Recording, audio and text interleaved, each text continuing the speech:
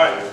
The time is now 6:30. If you'd all please join with me in standing for the Pledge of Allegiance. I pledge allegiance to the flag of the United States of America and to the republic for which it stands, one nation, under God, indivisible, with liberty and justice for all.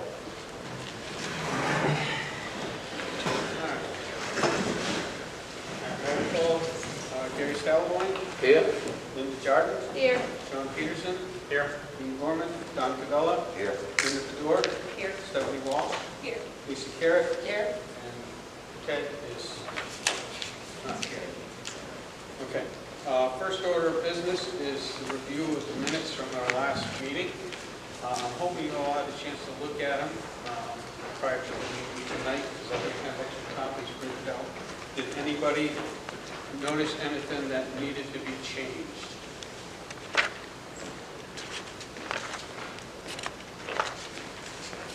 I'll make a motion to accept the minutes as presented. I'll second. Okay, we have a motion to accept the minutes as presented by Sean, seconded by Lynn. Any other discussion? If not, all those in favor of the minutes being passed, signify by saying aye. Aye. Opposed? Abstained? No abstentions. All right, the motion carries.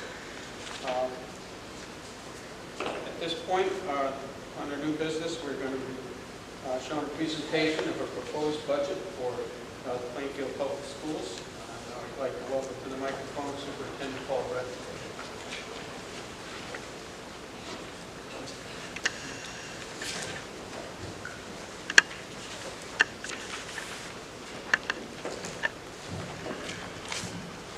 Good evening, and thank you for having me. My board chair sends her apologies. She is helping students rehearse for The Little Mermaid at Plainfield High School. That opens tomorrow. Tickets are still on sale, www.plainfieldschools.org. You can order right online. I should have brought some with me. That would have been fantastic. I'm going to be speaking out of two different documents. The first one is your budget binder that you have right here. You'll notice that I'll be following along right with those items. This document right here is a summary document. It's the same document that we have available to the public, so I'll speak to that at some points. And then there's just two other items that were in your appendix that I ran off in case someone forgot their books, because I wanted to be able to speak to them today. So first, and I apologize, I took off my suit coat because it's raining and it's really hot. So first and foremost, I just wanted to talk about our schools and just how outstanding our staff and students are. The drivers for this budget are really four different things. The first driver for the budget is the student needs. This budget ensures that we continue the work we're doing with early literacy.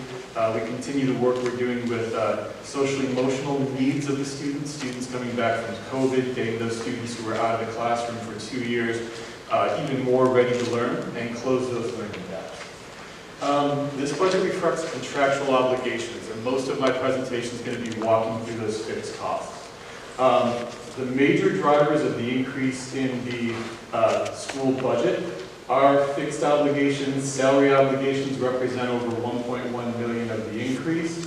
When we take a look at those pieces, we also have $250,000 of fixed contractual obligations that impact our transportation as well. Economic inflation. We take a look at our fixed cost. You're going to notice in places that we actually lowered our cost of our supplies as much as we could. However, our outplacements are increasing at about 4%, and general inflation is impacting largely software and our subscriptions that we have.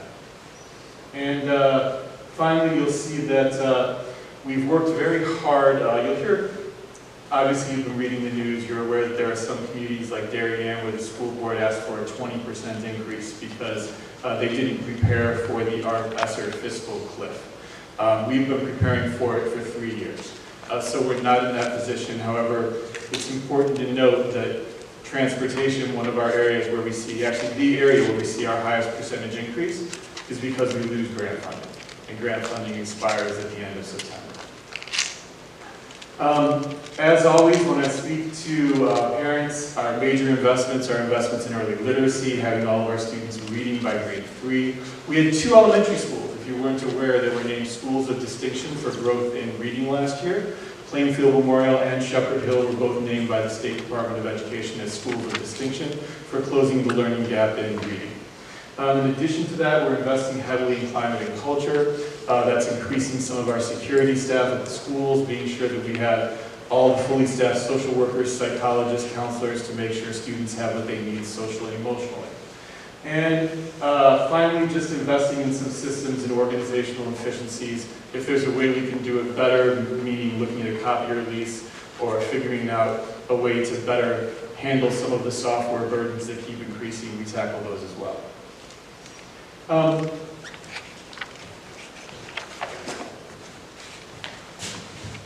you still see me? Can you still see me if I take this off? It's easier just for me to speak through this. This chart's in your book, and I wanted to talk about our budget adoption timeline.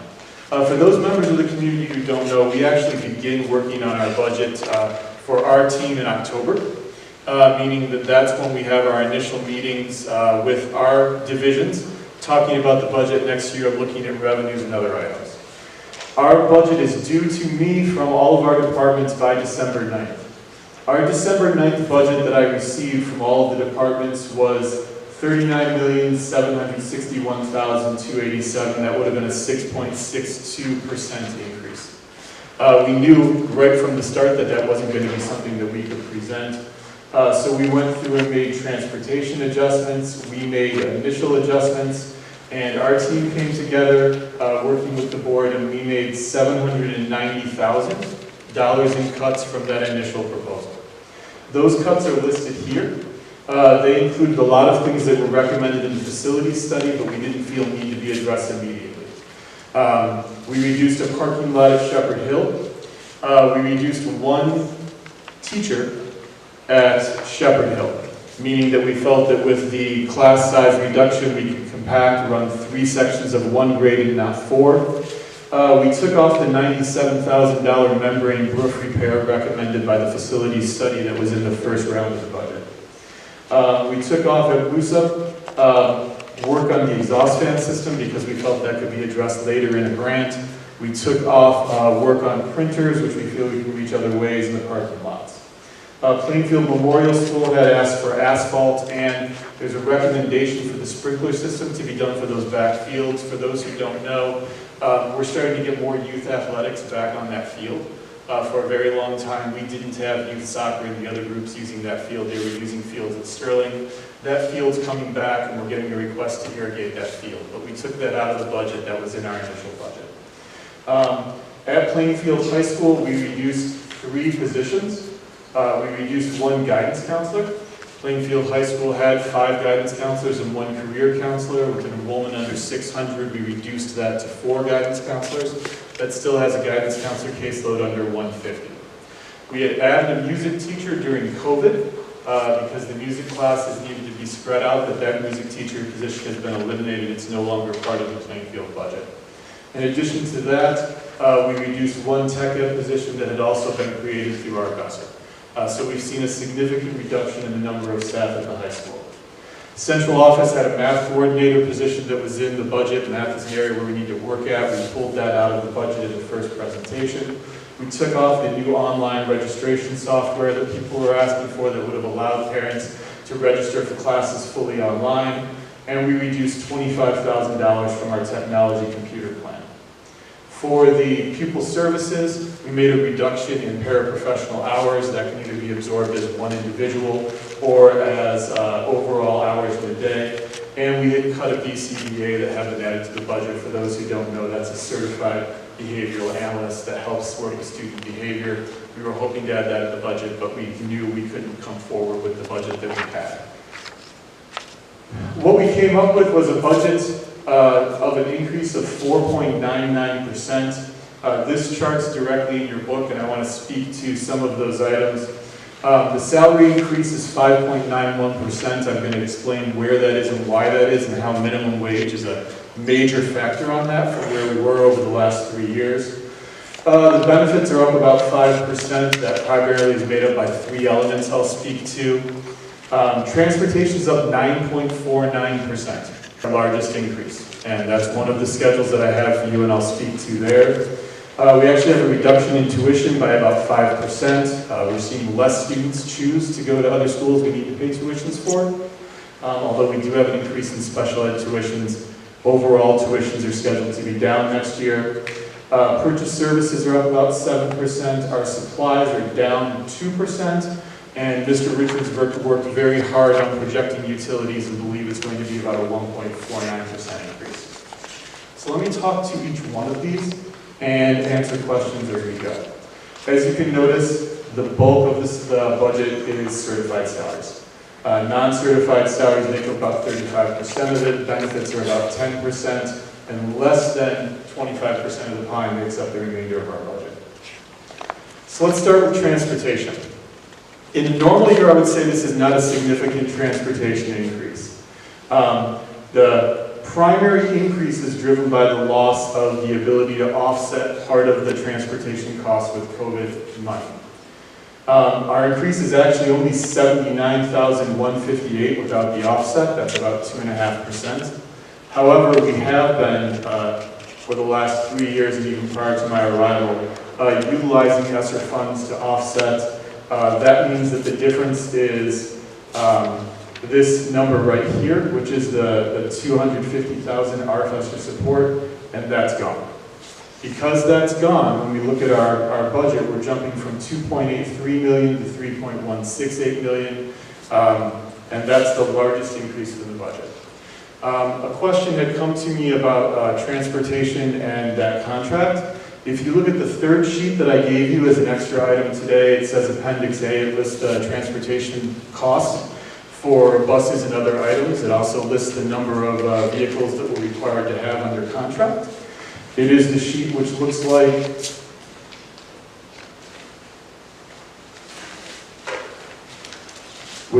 this. If you wanted to see it, you can see that we are actually in.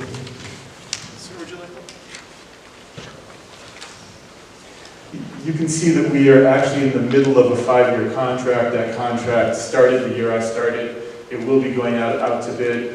It is a 2.5% built-in increase each year in transportation. We pay for our own fuel, diesel, gasoline, those other pieces.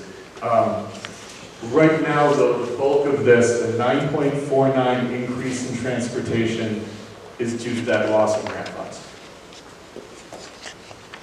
Talking about salaries, I want to talk a little bit, any questions on that for transportation?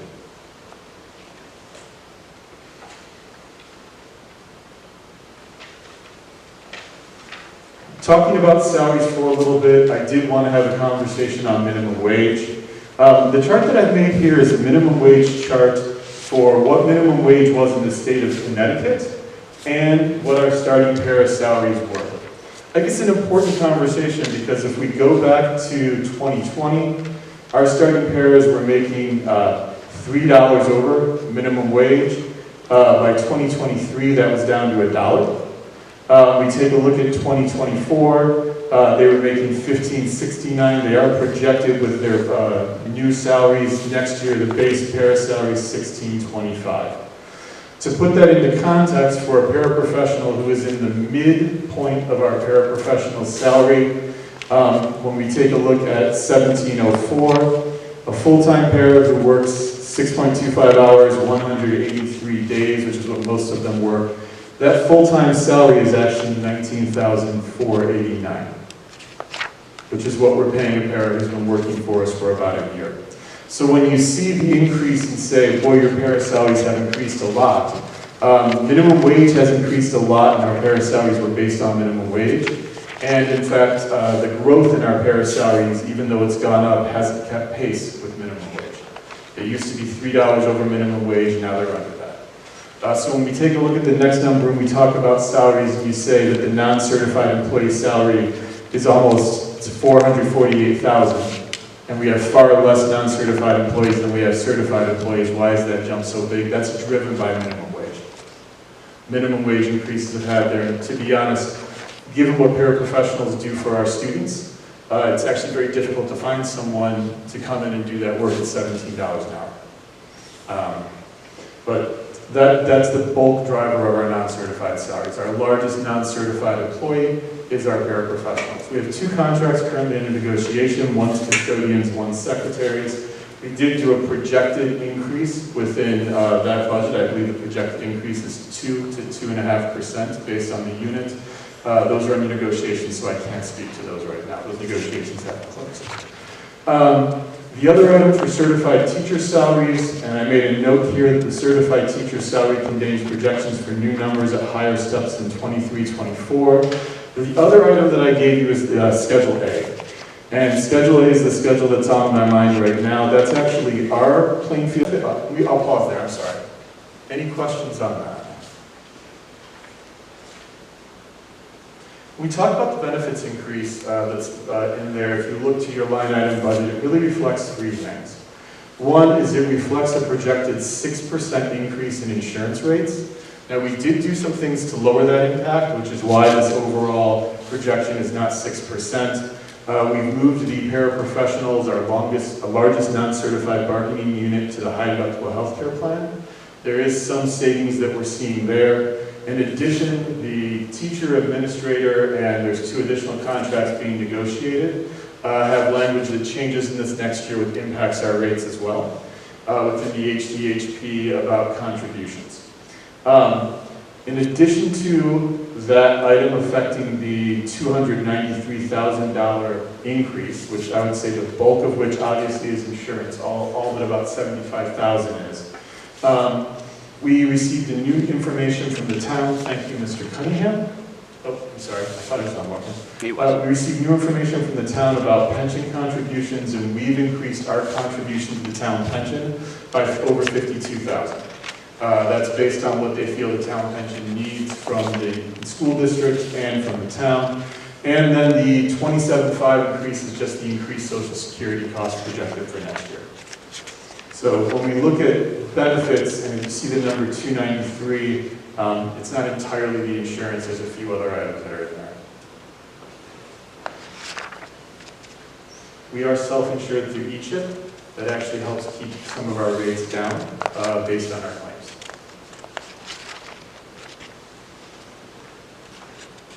Next thing I want to do is switch to talk about special education students. This is actually in the pupil services section of your binder, but I wanted to speak to this because I want to just talk about high-need students in Plainfield and our special education costs and our contributions to special education. So as you can see, coming out of COVID, we've actually seen an increase in the number of special education students, or students identified with disabilities, from 17.7% to over 20% of our students. This is occurring at a time where we have, in many places, lower enrollment in some of the classes. So we actually have more special education students in all classes and more requests for it to be identified. This really stands out when you start looking at demographics school by school. So Early Childhood Center, these are this year's numbers. So these are this year's numbers. Early Childhood Center had 95 students total enrollment this year. 32 of them were special education 504. Of those 95 students, 44% of them are free lunch. That means below the poverty level. 7% are reduced lunch. So we're looking at, again, the Early Childhood Center of over 50% of the students free or reduced lunch. When we get past the Early Childhood Center, the state of Connecticut uses a number called high needs. And high needs, again, combines those students that are free lunch, reduced lunch, or special education, or have specified learning needs. When we take a look at Shepherd Hill Elementary this year, 299 students enrolled. Obviously, 64% of them are free or reduced lunch. When you add on top of that special education or high needs, 207 students of the 209 students at Shepherd Hill are listed by the state of Connecticut as high needs students. When we look at Moosep Elementary at 284 students, 57% of students in Moosep are free or reduced lunch. It's a lower percentage, but 196 of the 284 students at Moosep Elementary are rated by the state of Connecticut as high need. We take at Plainfield Memorial, we're up to 61% free and reduced lunch. That's where the two elementary schools come together. Of the 274 students, 189 students are recognized by the state as being high needs. When we look at Plainfield Central Middle School, which has a total enrollment this year of 442, right there we'll see that we are 54% free and reduced lunch. Of the 442 students, 288 are recognized as high need. That means needing free or reduced lunch, needing special education, needing 504 or other accommodations. And finally, this year at Plainfield High School, of the 507 students, we have actually 49% qualify for free and reduced lunch. And I just want to stress that this is actually not because we have less kids at the high school who qualify for free and reduced lunch, but we have a much harder time getting students at the high school to register for free and reduced lunch. And of the students we have at the high school, the 507 students we have 311 that are high needs. When we look at overall staffing and enrollment, by and large, we staff for 4 elementary classrooms per grade, except for the places where I mentioned we have made cuts. In grade 1 at Moosup and in grade 1 at Shepherd Hill, those are smaller classes, so we've cut those down to 3. We take a look at Plainfield Memorial School. We're looking at 8 and 7 for those numbers. In the back of your binders, there's actually information on staffing and the full staffing on the middle school and the high school. Both of those are in your appendix if you have questions there. Early Childhood Center is staffed by 4.5 people. For those who don't know, the Early Childhood Center has OEC guidelines, which we pay for by grant. By and large, when you look in your binders, you'll see almost all of their staff is paid for by grant. So those staffing numbers are set by those grants, as are the classroom numbers, as are the tests that the students take at the Early Childhood Center. Total student demographics this year is 1901. We currently have 145 students at Ellis Tech and 30 students at Norwich Tech. We got very good news at the end of March numbers in the April 1st report that I presented to John and I shared with my board.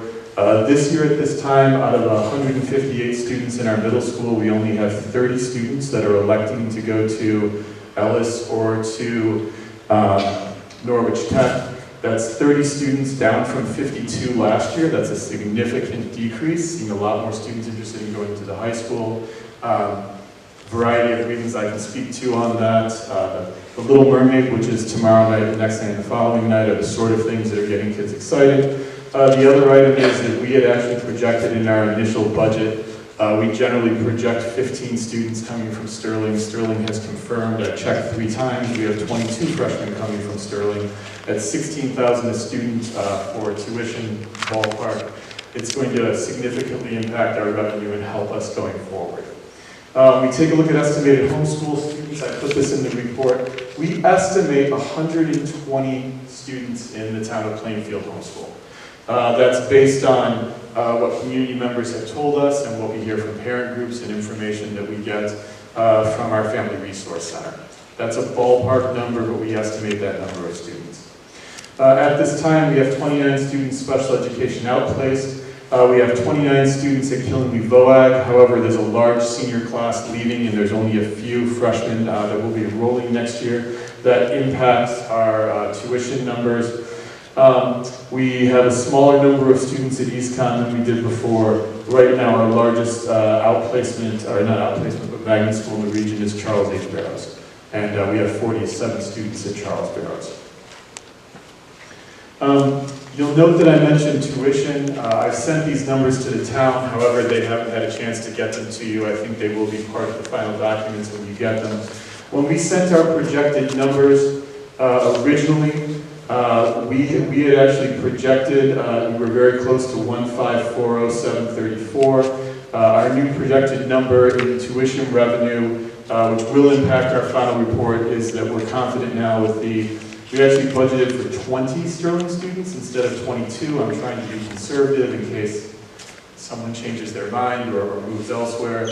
We're projecting about 40,000 increase over last year's tuition from Sterling. There's a few students in there that are not from Sterling, they're from Brooklyn or other places, but I can't separate them out because I can't identify individual students. But we do have students at our high school and our elementary school from other districts besides Sterling as well. I wanted to answer, let's go back to that. Any questions on tuition projection? Well, I have a couple of questions. The difference between the student enrollment at Sterling in the past and what you're anticipating, and the difference in the costs. It didn't sound like you anticipated enough revenue from that? No, we actually anticipate more. So we had projected in our first budget presentation to you that we would have less Sterling students.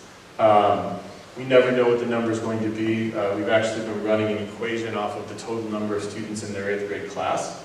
And we say if the 8th grade class has this, we predict that we'll have this percentage of them. This year we just have a much higher percentage. So that'll be more students in the freshman class. We're actually looking, if numbers hold, and I'm optimistic that they will because we've been reaching out to families, our last year's freshman class was about 120, next year's freshman class is going to be over 150. So that's a very positive thing for the things that are happening at high school. Does homeschooling affect your budget? Not at all. Not at all. We, in fact, do try to do things for the community at large. Monday, there's a fantastic solar event on April 8th. And while we have glasses for all the students in our schools, and we're doing special activities in all of the schools, high school students can pick their glasses up at Plainfield High School. They will be home for those high school parents there. They can use their glasses at home. We are trying to finalize bringing the Discovery Bus to a location in town where we can actually do an event for people who aren't students, because that's part of our Family Resource Center mission. And oftentimes we will get young students or homeschool students when we announce those items to be able to do those pieces. So, major eclipse. If you're over 40, you won't see an eclipse like this again for the rest of your life. Possibly, that sounded ominous. They say, experts say. The next question I asked was one that specifically came to me from a member of the Board of Finance, so I wanted to address it because I knew the question was coming. So the question was, did you consider closing a building? What would be the cost-saving measure if you closed a building immediately?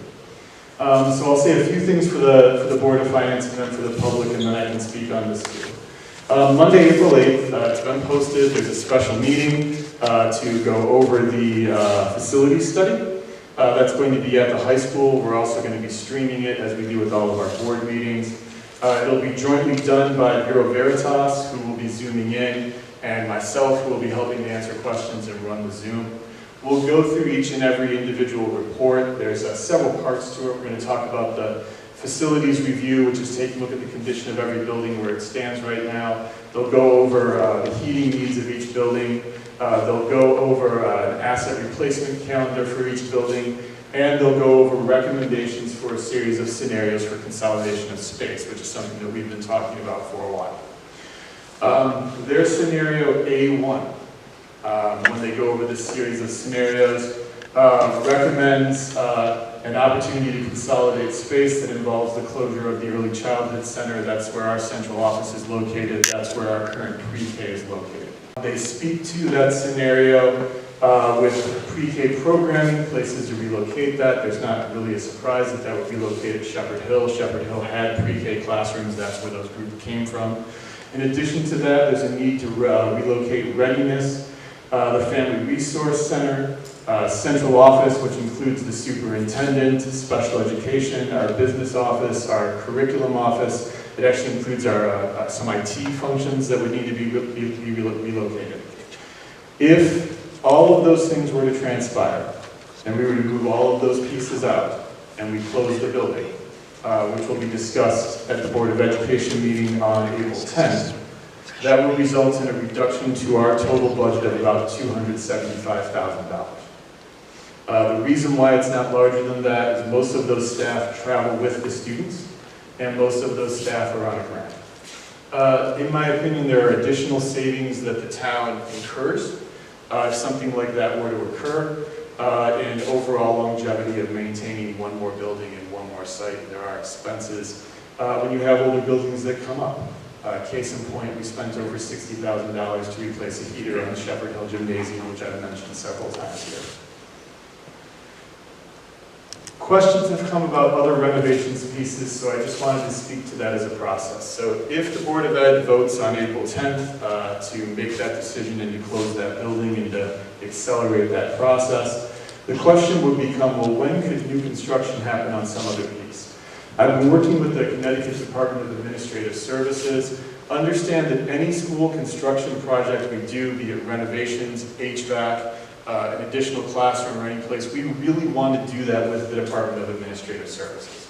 And the reason is that based on what we're doing as an alliance district, we have a high reimbursement rate. Were we to build a new facility, I am not recommending we build a new facility, but the reimbursement rate would be 72 or 74%, meaning that we would only be paying a quarter on the dollar for a new building because of our current status. However, to do construction of that nature, and this is government, in honor of your sweatshirt, the way new construction works in the state of Connecticut, or the way additions on a building, or the way HVAC works, is that if we wanted to do something for 2027 would be the absolute soonest we could do something right now. We would now need to have an application in by June 30th, 2025. DAS tells me it takes districts approximately 6 months to prepare an application of that sort with things that go back and forth. They recommend you start 6 months in advance. So per DAS, we've missed that window for this year. You have to secure funding before the application. So let's say that we were to have a vote as a town that said we would like to consolidate 2 spaces, be it whatever they are. We wanted to consolidate the middle and the high school. We wanted to consolidate 2 elementaries, whatever it was.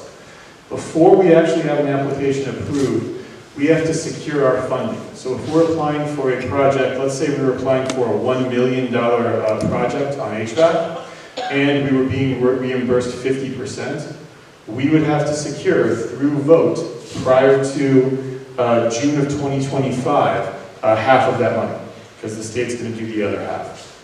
There is a loophole. If someone's watching that knows all the loopholes, it says if you have a major election, you can put it off to November as part of a major election, but by and large, they want this done by June 2025.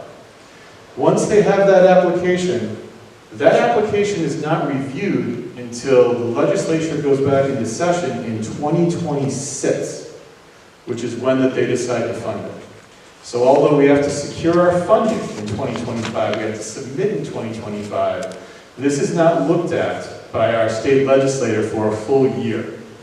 In 2026, we look to have it approved by June of 2026. That's when we're counting on the great friends that we have in Plainfield that have done good things for us, because we have fire and other pieces. The roof at Moosup Elementary School, for those who are unaware, we've done a roof recently at Moosup Elementary School. That was a $2 million project. Plainfield, the town of Plainfield only had to bond $1 million because we went through the process. If we wanted to look at consolidation of spaces, you have to look at these DAS contracts. This is within the facilities report we'll be talking about on Monday night. Your ability to have this is based on when you close the DAS project. It's important to note because while Plainfield High School was built in 2006, for those who were here in 2006 may remember that we weren't satisfied with the roof. So that contract wasn't played and coded out until several years later. The Early Childhood Center was built in 2000. That project closed out in 2003. It's been 20 years since 2003 right now, so we're actually able to leave that building without having to pay back a DAS penalty. Based on what the project is, there's a timeline for every piece. To close a building, it must be 10 to 20 years from the last major or priority project. Priority projects are large projects. When we take a look at the Moosup roof, and it occurred long before I got here, that project was closed by the schools in the town in 2017. That means that the earliest time that someone could look at us making major changes to Moosup, I know there's a lot of online traffic of, the schools should move out of Moosup. We have to pay the state back parts of this loan if the schools closed at all before February 2027. It's a $2 million loan. I Can't speculate what the penalty is, but I can do math on $2 million over 10 years and what a percentage of that would be if we closed over 4 years early. So we can look for those pieces. If we were to apply for HVAC for Memorial Elementary School or Plainfield Central Middle School, we need to be applying for that next fall because that's the last piece for those. So that's a project that we would be getting on right away. Plainfield High School, because the original construction DAS project has not had its full 20 years from the closure, even though we will be done paying off Plainfield High School in 2026, 2027, which would be a good day to look for another bond. That's actually not when the project closed. So while I'm required to DAS, I can't do an HVAC project on the high school. It's not open enough. The HVAC system's not open enough. I wanted to answer this question because it had come up before. Did you look at this? And I wanted to let people know how in depth we have looked at this. When we take a look at other budget drivers that we have, when we talk about our special education program, we have ISP, RSP, intensive learning, SAILS, which is a social emotional program, connections and life skills. You'll see all of these terms within the budget. Every single one of these terms is an internal program that we're running that prevents us from having to outplace students. So these are all measures where we're trying to meet the needs of Plainfield students, keep them in Plainfield, help them in every way we can, and also avoid having outplacements. So as you can see here, we actually have 5 different internal programs that are doing that. When we look at purchase services and we looked at those pieces, one of our largest issues when you look at the increase in purchase services is that right now we have staffing shortages in speech and language and psychologists. We have 2 school psychologist postings that have been open for 2 years. When we can't do this, we're required to contract these services out. Contracted services are a higher cost. Our current tuition is based on enrollment in special education outplacements and special education magnet services. I would always warn the community and the town, one student can and has been a swing of $150,000 in tuition based on the cost of an individual outplacement. That's one family moving into town. So that's something always that I want people to be aware of when we look at how those can swing. Which is why we don't want to be really aggressive in trying to underfund tuition, because we always want to have ourselves to have that safe space. With that, I think I will pause and give you a chance to look into your pieces. I have detailed information on each and every school. I would recommend to stop at 20 minutes. So I wanted to be sure that I could hit as much as I could. I've actually gone 40. So given that that's the case, what questions do you have about the budget? What considerations might you have?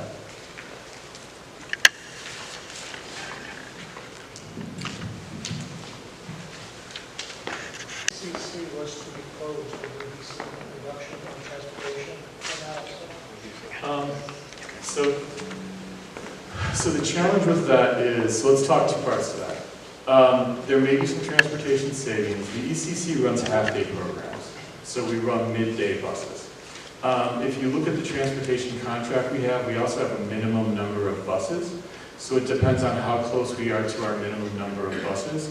And then it will depend on, there are some routes for pre-K that run a special bus because there are some pre-K students that are smaller and have special car seats. And right now, all of our pre-K buses are generally those smaller buses with those special car seats. When pre-K previously was at Shepherd Hill, there was a mix. And it was a mix of some pre-K students riding the K3 bus because their stature was large enough that they were safe on it. And then there were some routes that we had to run the special buses because students were smaller. And I don't know what the size of the incoming students is next year. But it's a good question, it's a good thought. It's a thought that we've considered. We will still need to run the midday buses, and we are currently trying to work within the Shepherd Hill budget to add a door so that we have less traffic for midday pickup for parents and other pieces for the pre-K program. So the relocation would be up to Shepherd Hill? We keep using the microphone. The pre-K would move up to Shepherd Hill. As far as the other facilities that I had mentioned, we believe we can relocate readiness and the Family Resource Center at Shepherd Hill as well. There's a real natural connection between pre-K, trying to get parents early in, and if we can get those students in the schools early for music and movement. There's other advantages from my perspective to moving pre-K to Shepherd Hill. Shepherd Hill has security, which the Early Childhood Center actually does not have full security the way Shepherd Hill does, and we're located downtown. Shepherd Hill has its own cafeteria, it has its own gymnasium, it has its own art room, it has its own music room. All of those will be things that pre-K parents will have access to. And finally, as a principal myself, I can tell you that the pre-K parents are incredibly active in the PTO. So to have the pre-K parents part of the Shepherd Hill PTO is only a benefit to the whole PTO. So the earlier we can get them in, I think it's a win. I think the challenge that we'll have is finding a location for moving central office.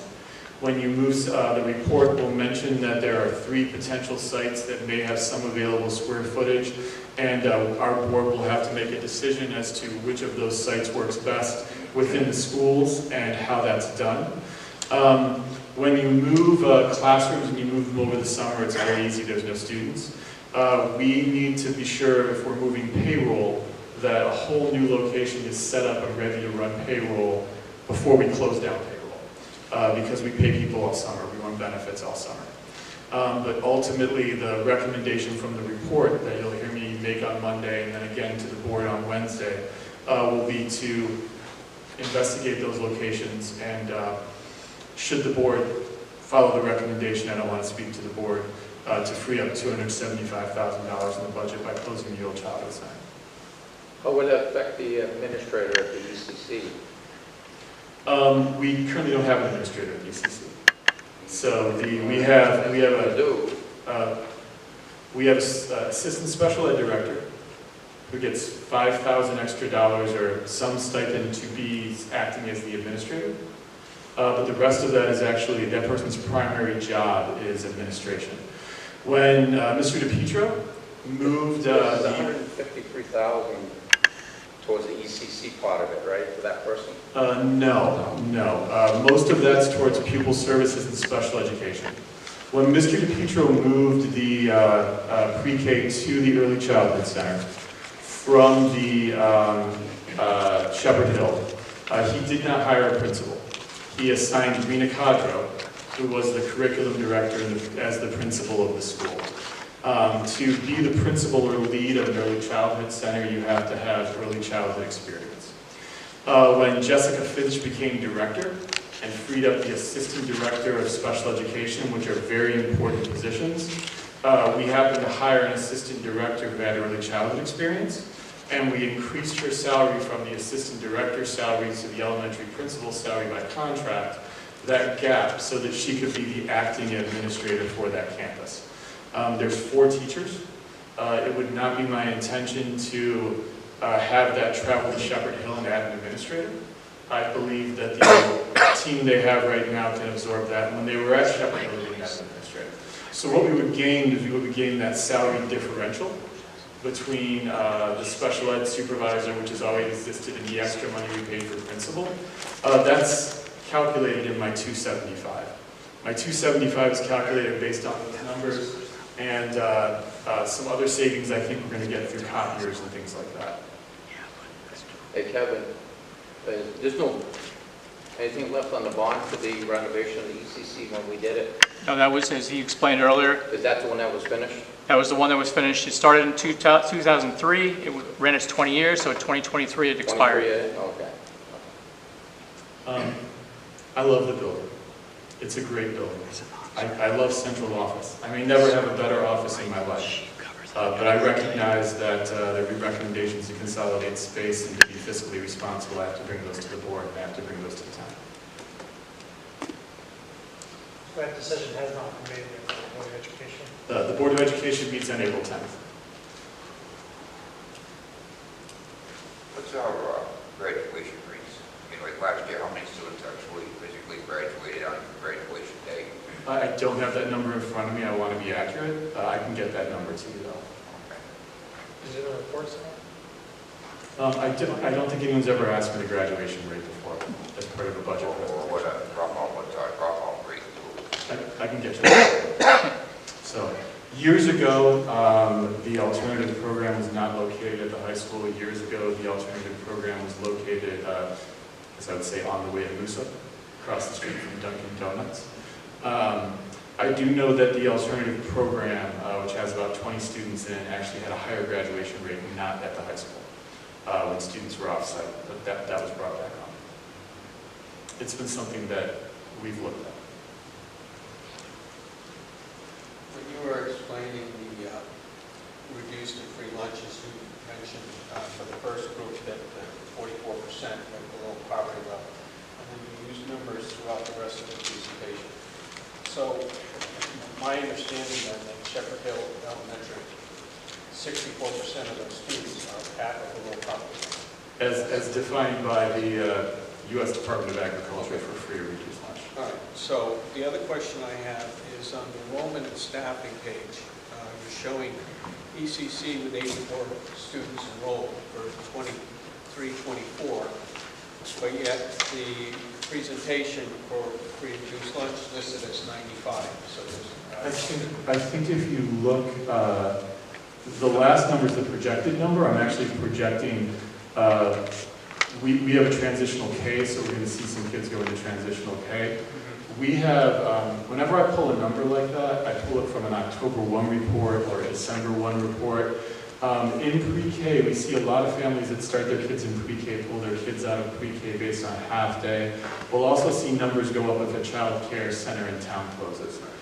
We do right now have available seats in our pre-K, which we didn't have earlier in the year for families that have moved in and out. If a family was watching this and still wanted to enroll your child in pre-K at the Early Childhood Center between now and June 14th. no, I was just curious because every other number matched Sure. inside, so I was just wondering why that number was One thing I will say is we're still waiting on state legislation as to whether or not they're going to require students to be age 5 for kindergarten. We don't know how that's going to play out. We're planning to service all students however we can. That's how we budgeted. But again, we are not entirely sure how that's going to play out with the state. They surprise me at times.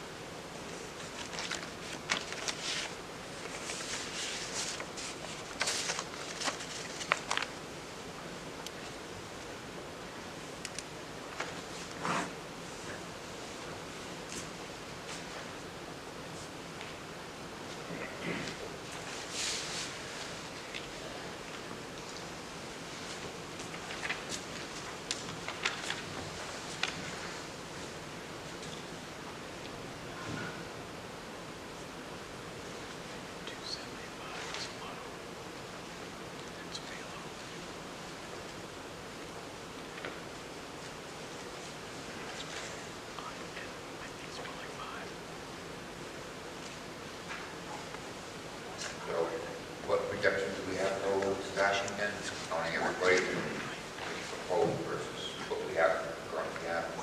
What are the total staffing numbers based on what the What new we numbers have are? right now and what we have altogether. Because you said We're at an overall reduction in staff. The additional positions that are in this budget, I had added, for those who had seen for central office, and I believe I've discussed with several of you, I had added a facilities director. That's a new position. Currently, the facilities director, the individuals who oversee the custodians are myself and Mr. Richards. I'm not an expert on HVAC systems, and I believe, you know, my grandfather used to say, you pay now or you pay later. Decisions that I make on HVAC systems and other things may not be the best decisions. I think it's important that we have someone in that position.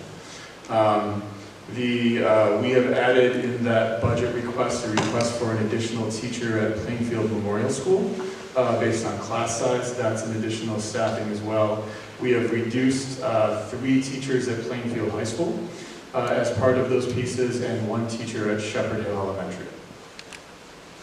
So it is a net loss of staff. There are less staff, but we did add an additional, we did request, I should say request. that we have a net loss. Yes, yes. You have a principal at Shepherd Hill that's leaving this year, rumor has it. We do. How is that position going to be filled? You hiring another one? Or We are. Are we able to transfer somebody else in? We don't have anyone to transfer in with the early childhood certification. We are almost done with the hiring.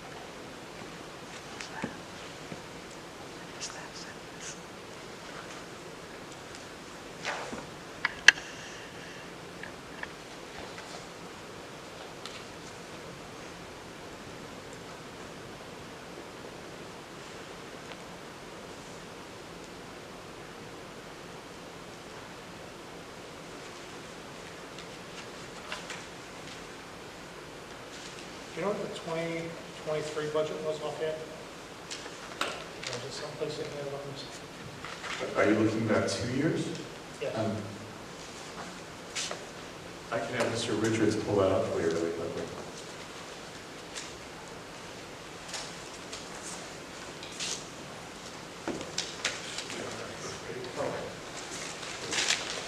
It should be on the first page. If you look at this, which was part of what I passed out, this goes back several years.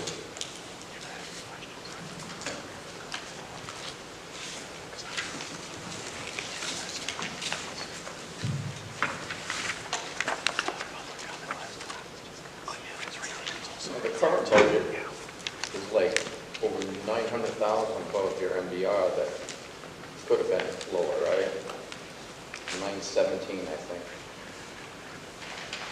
I'm not sure I understand the question. The question is the budget, current over budget- MDR? The current budget is $917,000 higher than what would have been required for your MBR. So you're $917,000 higher than what you had to be.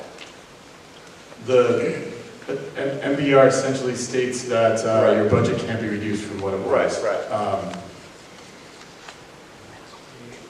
I Because think I got it's- some paperwork home that has all that on there. But No, I acknowledge that, I think it's hard to talk MBR as a number when we all know everyone is expecting to make more money the next year, every teacher, But I'm saying every now, custodian. we have to match what we're doing now at minimum, correct? Correct. At a minimum. Correct. Where if we were $917,000 lower, it would have been a little easier for us to take this all in. I'm just saying. Yeah.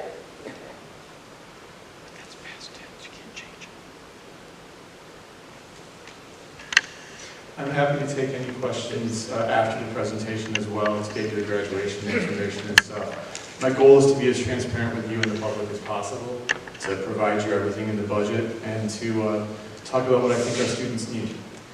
How are you going to adjust this? Because that's not going to fly. That number I can't see making it through the town. If the board votes to close the ECC, that's over $250,000 coming off of the number that I have at this time. I've discussed some things with the town about the possibility of us pre-purchasing some computers this year out of some remaining grant money. I could eliminate some of the computer funds there. There's an additional way that it could be reduced that's been reduced for other departments in the past, which is the town has the ability to cover capital expenses in next year's budget out of the general fund, and I don't know if I've said that correctly, but there is significant capital expenses in that budget, which could be reduced from the operating budget. We have to maintain our buildings, but that's one way that could be tackled. I was told that we're getting a little shady as far as our coverage for the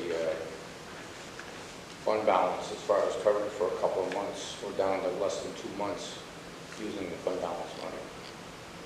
So, I'm offering suggestions. yeah, I know, I'm just saying.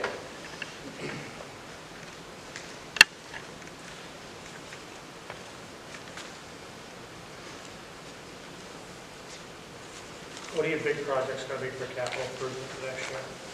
We've reduced most of our big projects, putting them off with the intention of, if you look at the capital plan, which was submitted to the town, I don't think it's in that part of the binder, that was, well, actually that's a summary document, but it goes through. Most of our major capital projects were pushed off till 2027, with the intent that we'll be coming off of a $16.4 million bond on the high school, and that we can address major capital projects with state DAS money combined and get the most bang for our buck and not have an impact on the town. Because we'll stop paying for one bond and we'll be asking for the town to essentially bond the new projects. So that's, to me, the most fiscally responsible way to invest in all of the capital. But that's largely for buildings, Mr. Peterson. That doesn't cover things like tractors and those pieces.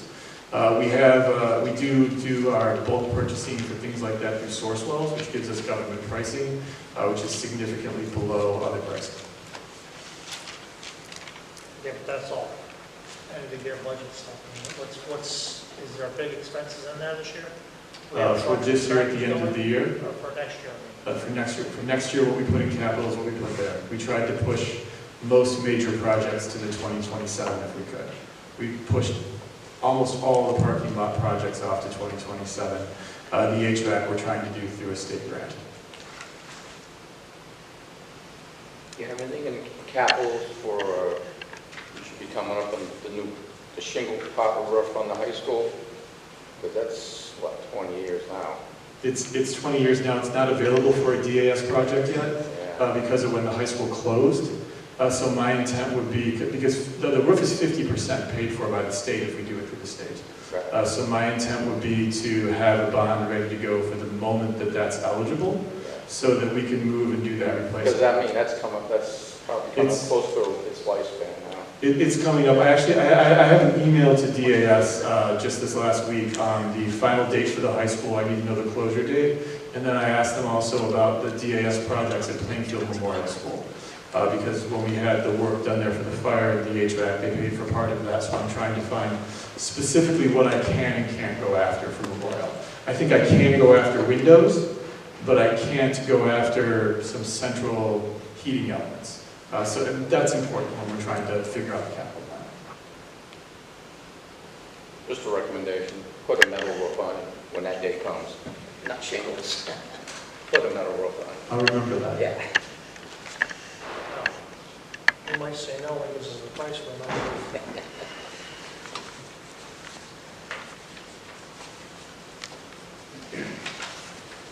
When you present on April 8th the result of the recommendations or the information on the facility study, what do you anticipate the response being from the public?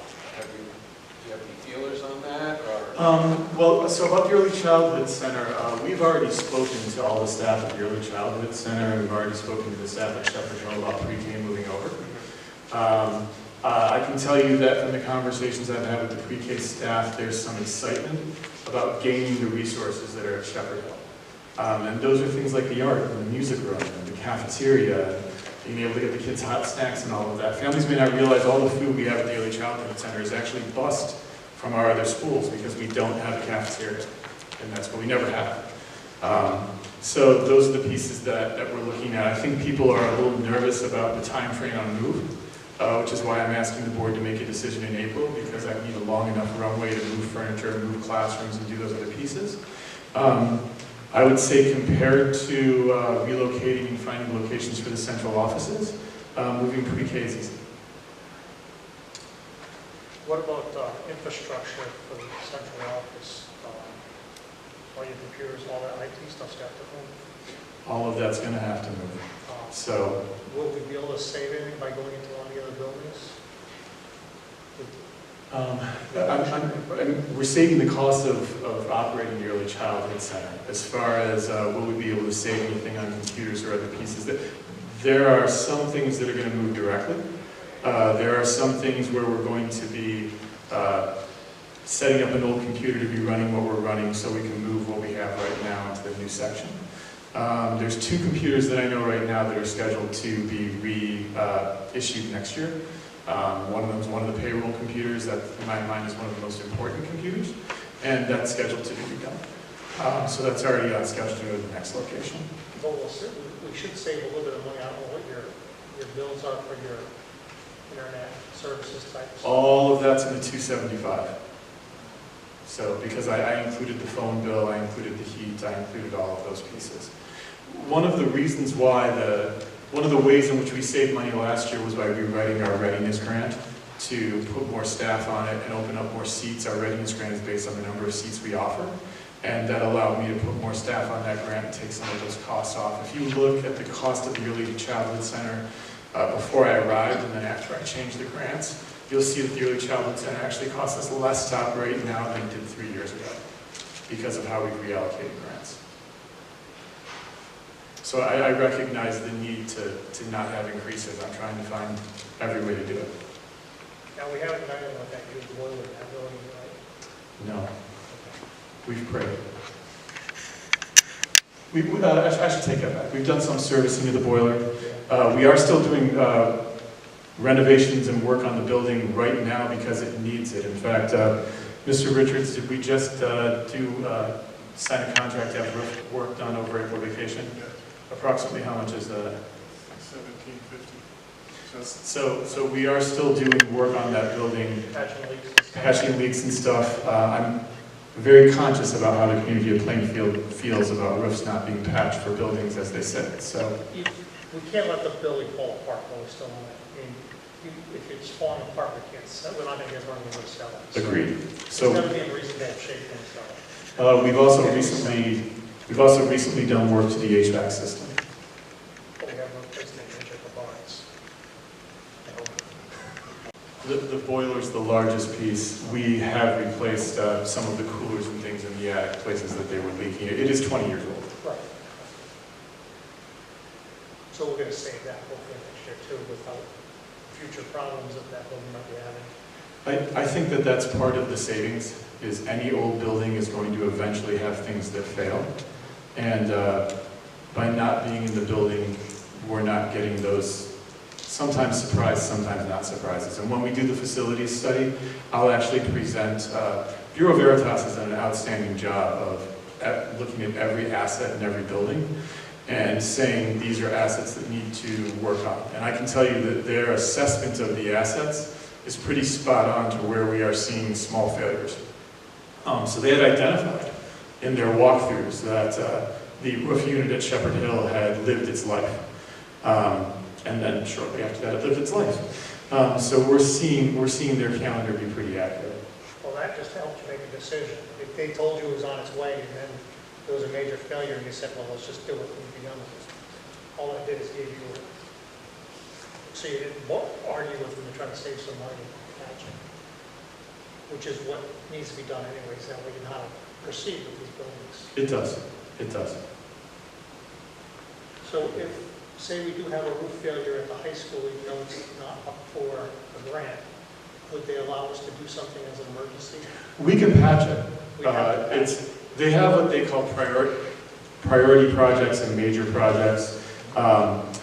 If we are going to do the entire roof, we should go through the state and DAS because they put funds aside for us to do those things. And Mr. DePietro was very smart to go after those funds.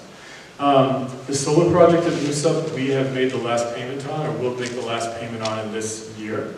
So I think that's important to note. There's not a solar project at the ECC. Are we paying lease bills or anything like that, or that'll be all when we own those panels? On the school? I don't know the answer to that. I know we're making the last payment. The contract predates me. It's 2015 or 16. I'll have to find out So if we own that or if we're just done making payments. So we'll be seeing the significance of having solar on the buildings at that point, because we'll see a reduction. Correct. Correct. John says we've actually been seeing it. It's done now. I knew it was scheduled to be done this year. Is it helping? $1,500 a month for the payment of the loan that we took out to put the panels on the roof, because we're not paying that now since September. So that's a benefit. So it drops the bill, say, from $2,100 down to $600. That's 18,000 a year. I wonder what it was before that. You must have those numbers here. Just curious. Will that increase the class sizes, the pre-K moves to Shepherd Hill, for the other grades? Actually, because pre-K was there before, We're essentially taking the 4 kindergarten classrooms, replacing them with 4 pre-K classrooms. See, when I say these things, I get in trouble because not every teacher knows who's moving yet. But my understanding is that K then moves to where grade 1 is, and grade 1 shifts another grade, so that they're shifting. I'm told grade 2 and 3 won't have to move classrooms. So there are empty classrooms in that building currently? Yes, there are, because those classrooms were freed up when COVID happened. We did a lot of things to try to spread students out. I think sometimes we forget COVID. Some of us don't forget COVID, but I think some people forget that students were coming every other day at times. Music classrooms were being spread so that students were 12 feet apart. And elementary students were spread out, and part of the way Mr. DePietro and the team made it happen back in 2020 was by moving pre-K. It was a COVID decision made during the summer. At that time also, EastCom was leasing space from Plainfield schools, and we had an EastCom early childhood program, which now is fully relocated to Moosup Gardens.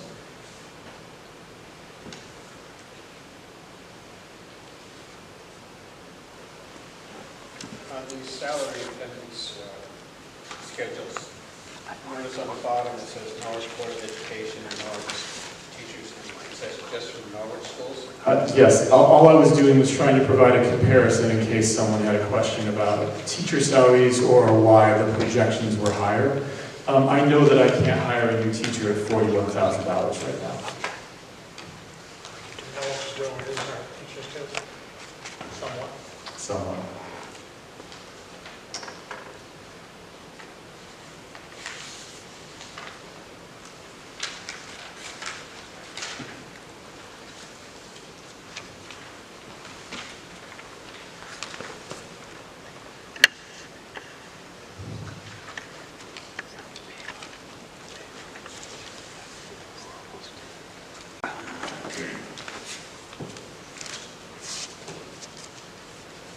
You don't have their 23, 24 salaries, do you?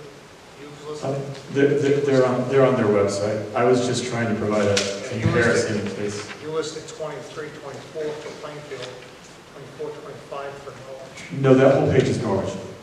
Oh, is it? Okay. The first page is Plainfield. You're comparing the first page to the second page. I misunderstood what you were talking about.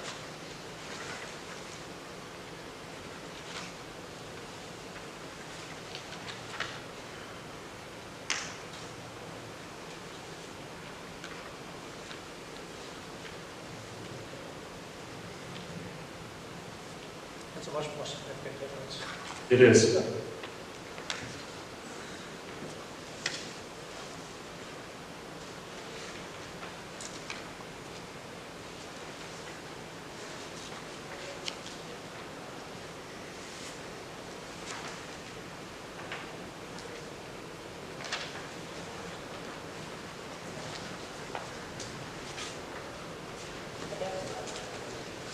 Anybody else have any questions for the superintendent? If there's no other questions, everyone is of course invited on the 8th or the 10th at Plainfield High School to our special meeting or our Board of Education meeting. And you are all of course invited to Little Mermaid this weekend, which is an outstanding show. Students actually fly through the air. They do. Fish swim on stage. All of the Plainfield schools saw a preview today, and to keep our relationship with Sterling Community School came to Plainfield High School as well and got a preview of Little Mermaid. So That's not what they were advertising for you. They have to sign up for their school. that's how we get those kids in the theater. It's a great program. Thank you. I appreciate the questions you've asked. I appreciate the attention you've given me. And if you have any other questions for me, please send them to me through Dean Gorman, and I'm happy to answer them. What time are the shows? 7-ish. People listening. There's a great ticket website launched off our main page that gives you that. Mr. Peter said I can honestly say that there are different times for different shows. There are evening shows and matinees. I would also add that I'm told that the Plainfield Alumni Association is doing a breakfast at Moosup on Sunday, and I'll get that information out to you as well. Greatest alumni association that we have, and I heard it's going to be an amazing breakfast. Thank you. If there are no other questions, then I'll entertain a motion that we accept this presentation. Make a motion. Motion has been made with respect to the presentation of the budget by Linda. Do I have a second? Seconded by Stephanie. Any other questions or comments? My only comment is I don't know how we get the voters to approve that. I think about thinkers. Well, it's a process. We got to look at everything. Still more to go. Will they be representing after we have their follow-up meeting? That's a great question. Bring us their changes, if there are. Paul, a question just came up. Yes. After your meeting on the 8th, when a decision is made, will you be providing us with an updated? Yes, I can provide you with an updated, I can submit that to you, along with answers to any questions anyone sends before that. What's that? I'm ready to call the vote. Go to first and second. All right. All those in favor of accepting the presentation signify by saying aye. Aye. Opposed? Abstained? All right. Motion carries. At this time, I will also entertain a motion to adjourn. So moved. So moved by Lynn. Do I have a second? Second. Seconded by Sean. Any discussion? All those in favor of adjournment, please signify by saying aye. Aye. Opposed? Abstained? Motion carries.